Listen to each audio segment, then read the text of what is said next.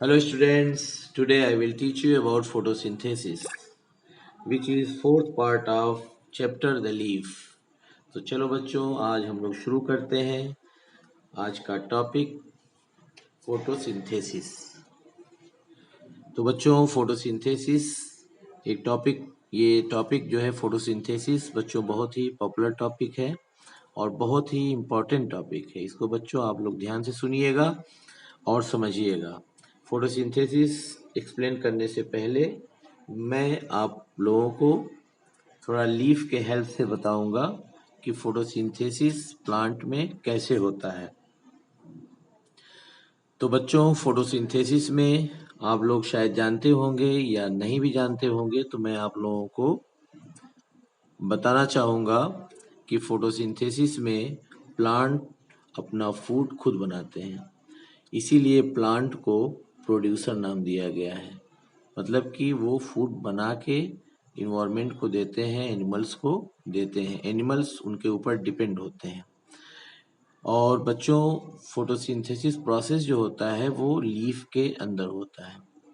Leaf की condition आप लोग बच्चों देखेंगे प्लांट में, तो लीफ की कंडीशन बिल्कुल ऐसे ही होती है। ये सरफेस जो होता है या किसी भी लीफ के दो सरफेस होते हैं, एक अपर सरफेस होता है, एक लोअर सरफेस होता है। ये नीचे वाला जो है इसको लोअर सरफेस कहा जाता है और ये जो ऊपर है इसको अपर सरफेस कहा जाता है।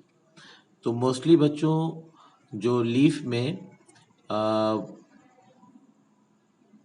जो प्लांट अपना फूड बनाते हैं वो दो कुछ कंपोनेंट्स के हेल्प से बनाते हैं, जैसे कार्बन डाइऑक्साइड वाटर के कंबाइन करने से बनाते हैं और उसमें हेल्प करता है सनलाइट और क्लोरोफिल। तो वाटर बच्चों ये प्लांट की रूट जो है, प्लांट की जो रूट होती है वो वाटर को एब्जॉर्ब करती है और जाइलम के थ्रू लीफ तक वाटर को पहुंचाने का काम करती है। और कार्बन डाइऑक्साइड बच्चों प्लांट के लोअर सरफेस पर छोटे छोटे पोर होते हैं, छिद्र होते हैं, जिसको स्टोमेटा कहा जाता है। उसके थ्रू कार्बन डाइऑक्साइड लीफ के अंदर एंट्री करते हैं, जिससे कि लीफ के अंदर जो है कार्बन डाइऑक्साइड और वाटर दोनों कंबाइंड होते हैं और सनलाइट ये लीफ के अपर सरफेस पर पड़ती है।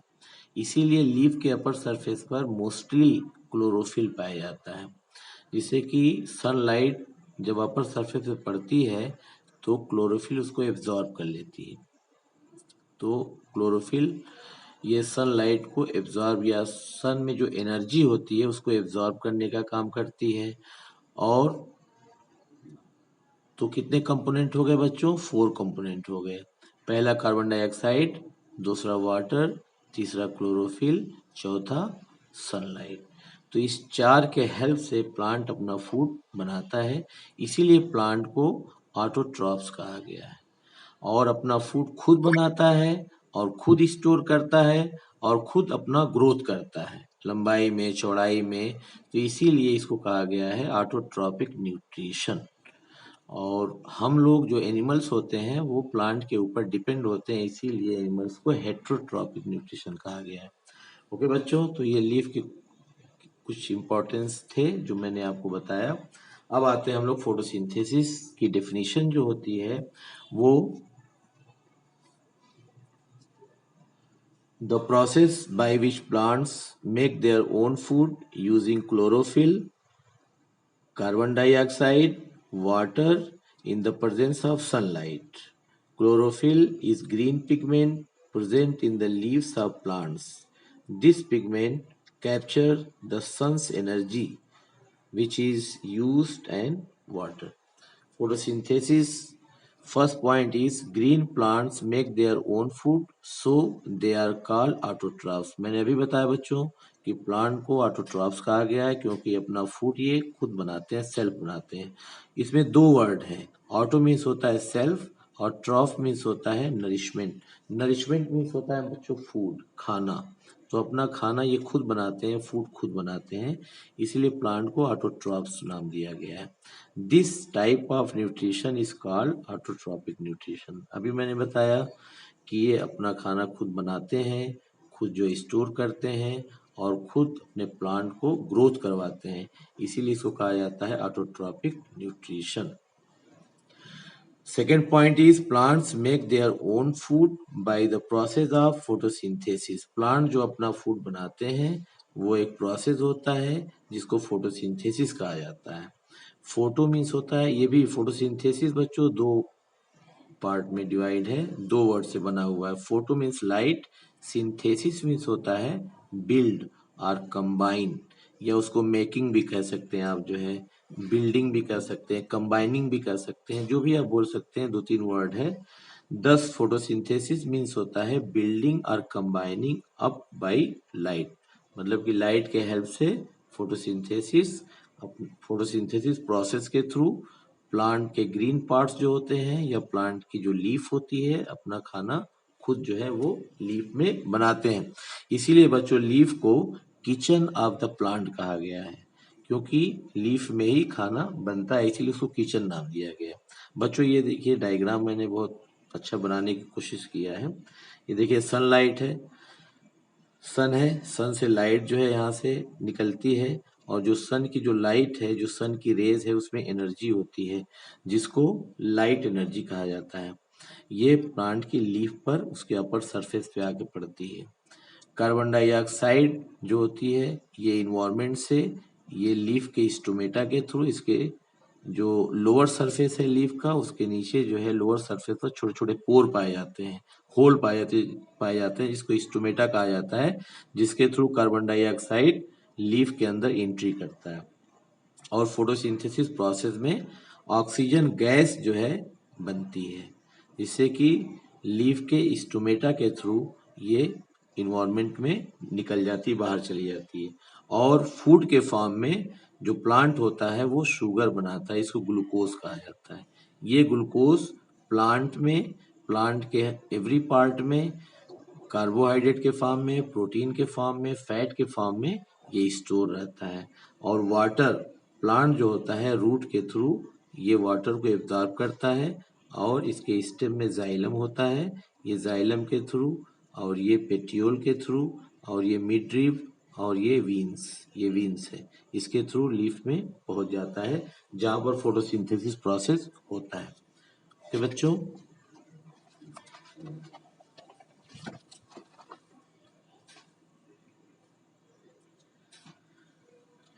The process by which green plants make their own food glucose. अभी पीछे बताया गया है कि फोटोसिंथेसिस में जो फूड बनता है वो ग्लूकोज के फॉर्म में बनता है, from carbon dioxide and water.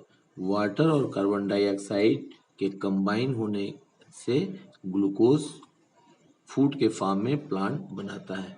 In the presence of sunlight and chlorophyll, sunlight और क्लोरोफिल के प्रेजेंस में जो है फोटोसिंथेसिस प्रोसेस होता है। अगर सनलाइट नहीं होगी तो फोटोसिंथेसिस प्रोसेस नहीं होगा। क्लोरोफिल अगर नहीं होगा तो क्लोरोफिल ये सनलाइट को एब्जॉर्ब करता है, सन में जो एनर्जी होती है उसको एब्जॉर्ब करता है, तो बगैर इनके प्रेजेंस में फोटोसिंथेसिस प्रोसेस हो ही नहीं सकता बच्चों। Chlorophyll is called the photosynthesis. All green plants need the following to make their own food. जितने भी ग्रीन प्लांट्स हैं वो क्या क्या नीड होती है उनको फूड बनाने में, जैसे वाटर सॉइल से आता है, मतलब सॉइल से रूट इसको एब्जॉर्ब करती है और लीफ तक पहुंचाने का काम करती है। कार्बन डाइऑक्साइड एयर से आता है, एयर में कार्बन डाइऑक्साइड होती है और स्टोमेटा के थ्रू लीफ के अंदर एंट्री कर जाती है। Chlorophyll presence in leaf, leaf में, लीफ के अपर सरफेस पर क्लोरोफिल प्रेजेंट होती है और जो सन की एनर्जी को एब्जॉर्ब करने का काम करती है, एनर्जी फ्रॉम द सनलाइट। और जो सनलाइट होती है उसमें एक एनर्जी होती है जिसको कहा जाता है सोलर एनर्जी।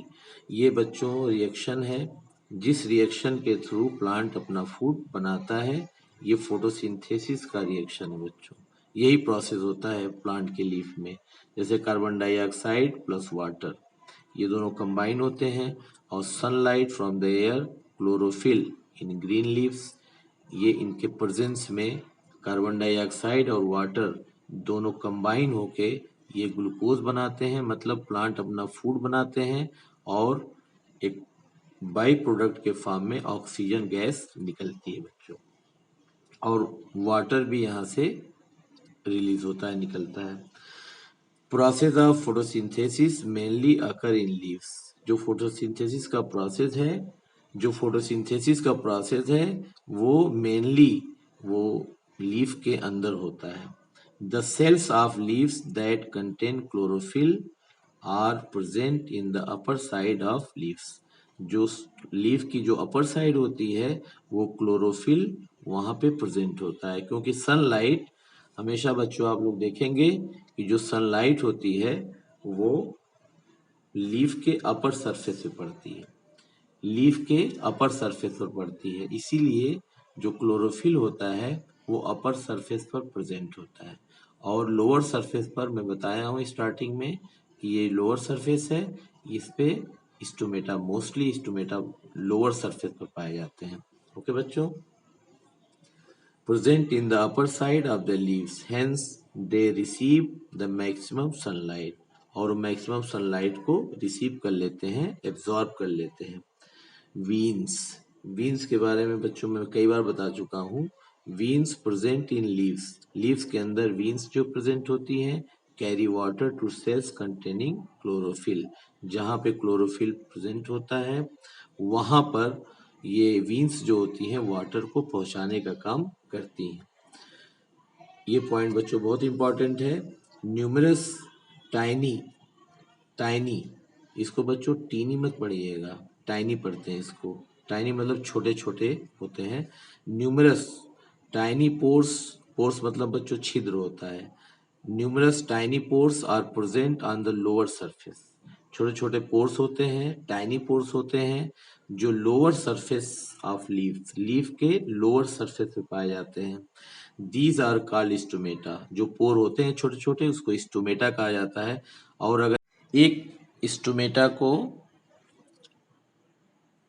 अगर आप कहना चाहेंगे तो वो उसको स्टोमा कहेंगे आप। अगर more than one stomata you can say that stomata. अगर एक स्टोमेटा को कहेंगे तो सिंगुलर होगा, उसको स्टोमा कहेंगे। और एक से ज़्यादा स्टोमेटा को अगर एक साथ बोलना चाहते हैं तो उसको स्टोमेटा कहेंगे। Okay, this point is carbon dioxide enters leaves through stomata and reaches the cells containing chlorophyll. Carbon dioxide बच्चों कई बार मैं पीछे बता चुका हूँ कि ये स्टोमेटा के थ्रू ये लीफ के अंदर एंट्री करती है जहाँ पर क्लोरोफिल प्रेजेंट होता है। बच्चों ये स्टोमेटा, स्पेशली ये टॉपिक स्टोमेटा का है। Each stoma is surrounded by two bean shaped cells called guard cell. The inner wall of the guard cell is thicker than outer wall. बच्चों इस स्टोमेटा का ये स्ट्रक्चर मैंने बनाने की कोशिश किया है, क्लियर एकदम, आप लोग इसको समझें। ये जो स्टोमेटा ये है बिल्कुल ऐसे ही जो है, अगर आप माइक्रोस्कोप से, अभी तो नहीं, आप आगे जाएंगे तो माइक्रोस्कोप से आप जो है लीफ के अंदर स्टोमेटा को आप देखेंगे तो बिल्कुल इसी शेप का आपको दिखेगा। तो ये स्टोमेटा का स्ट्रक्चर है। स्टोमेटा जो होता है ये 2 सेल से बना होता है। ये इस सेल को कहा जाता है गॉड सेल। और ये जो है बच्चों जो है स्टोमेटल पोर है, और ये जो है सपोर्टिंग सेल है। ये गॉड सेल को सपोर्ट करता है बच्चों। ये आपका ओपन स्टोमेटा है और ये आपका क्लोज स्टोमेटा है।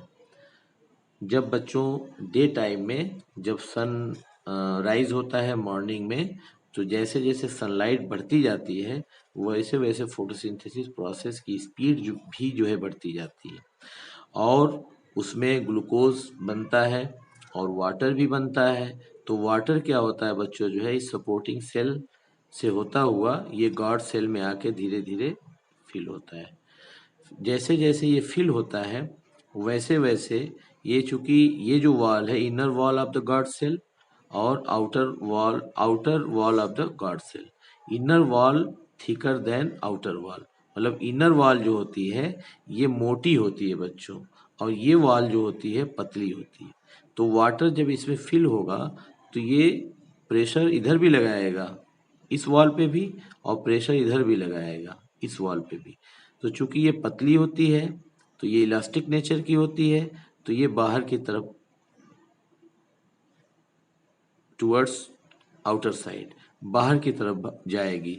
जब बाहर की तरफ जाती है तो उसके साथ साथ ये वॉल भी बाहर की तरफ खींची चली जाती है, जिससे कि स्टोमेटा जो है खुल जाता है। तो जब स्टोमेटा खुल जाता है तो यहाँ से वाटर वेपर के फॉर्म में बाहर निकलने लगता है। ये प्रोसेस चलता रहता है कब तक?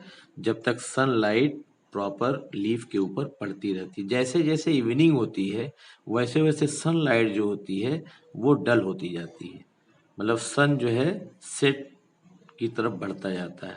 वैसे वैसे सनलाइट जो है कम होती जाती है। जैसे जैसे सनलाइट कम होगी वैसे वैसे फोटोसिंथेसिस प्रोसेस कम होगा, और जब फोटोसिंथेसिस प्रोसेस कम होगा तो ग्लूकोज कम बनेगा, धीरे धीरे बनना कम हो जाएगा, और वाटर भी बनना कम हो जाएगा। तो जिसकी वजह से पूरे वाटर जो है ये स्टोमेटल पोर से बाहर निकल जाएंगे, और जो वाटर बचे होते हैं एक्सेस वाटर वो बैक फिर सपोर्टिंग सेल की तरफ चले जाते हैं, जिससे कि ये जो वॉल है वो धीरे धीरे अंदर की तरफ चली जाती है, और ये भी वॉल जो है ये दोनों वॉल आपस में जाके यहाँ सट जाती हैं और स्टोमेटा क्लोज हो जाता है। बच्चों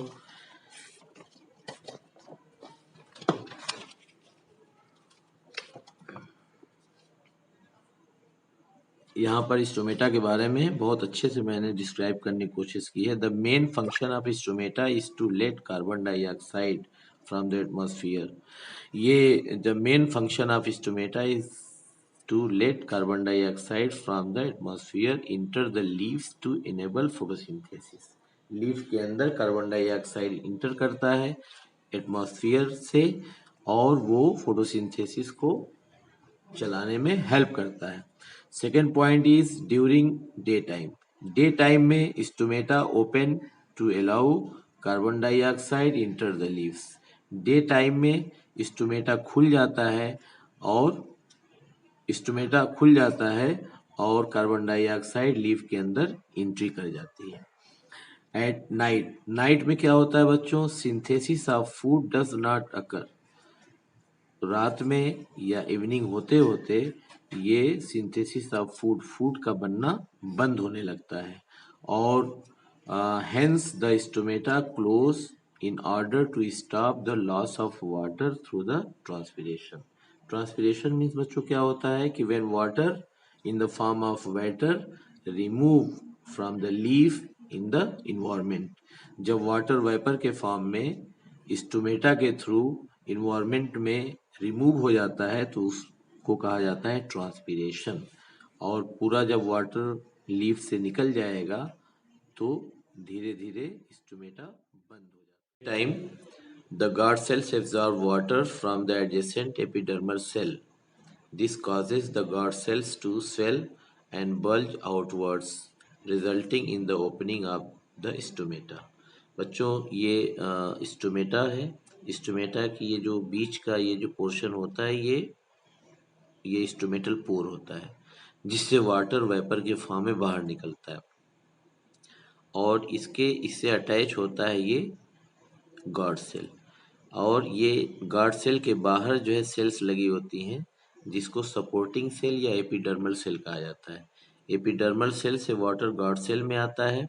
जैसे जैसे गार्ड सेल में वाटर फिल होता है वैसे वैसे ये गार्ड सेल जो है साइज में बढ़ने लगता है, बाहर की तरफ स्वेलअप करने लगता है, और जिसकी वजह से इसकी वॉल जो स्टोमेटल पोर की जो वॉल है वो भी बाहर की तरफ खींचने लगती है, और लास्ट में स्टोमेटा ओपन हो जाता है, खुल जाता है। During night time the guard sales loose water. Night time में जब फोटोसिंथेसिस प्रोसेस धीरे धीरे बंद होने लगता है तो यहाँ से वाटर का जो अमाउंट है वो धीरे धीरे कम होने लगता है, जिसकी वजह से ये गार्ड सेल धीरे धीरे सिकुड़ने लगता है, मतलब अंदर की तरफ ये आने लगता है, और ये वॉल भी दोनों अंदर की तरफ आने लगती है, और लास्ट में स्टोमेटा बंद हो जाता है।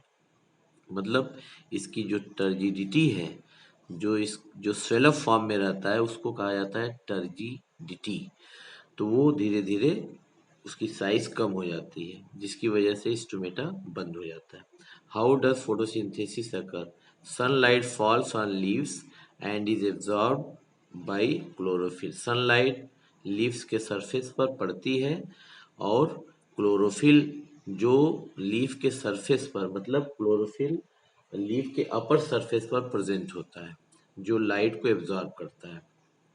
सनलाइट प्रोवाइड्स एनर्जी, और सनलाइट जो है एनर्जी प्रोवाइड्स करता है, मतलब सनलाइट जो होती है वो जो सनरेज होती है उसमें एनर्जी होती है, जिसको कहा जाता है कि सनलाइट प्रोवाइड्स एनर्जी, और सनलाइट एनर्जी प्रोवाइड करती है।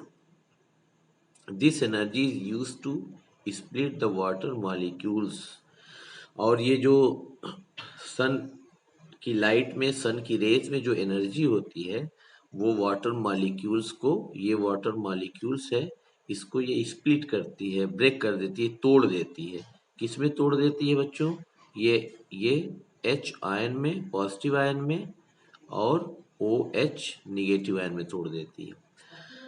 तो जिसको कहा जाता है, जब वाटर मॉलिक्यूल्स जो है H पॉजिटिव आयन और OH निगेटिव आयन में जब टूटता है तो उसको कहा जाता है फोटोलिसिस ऑफ वाटर।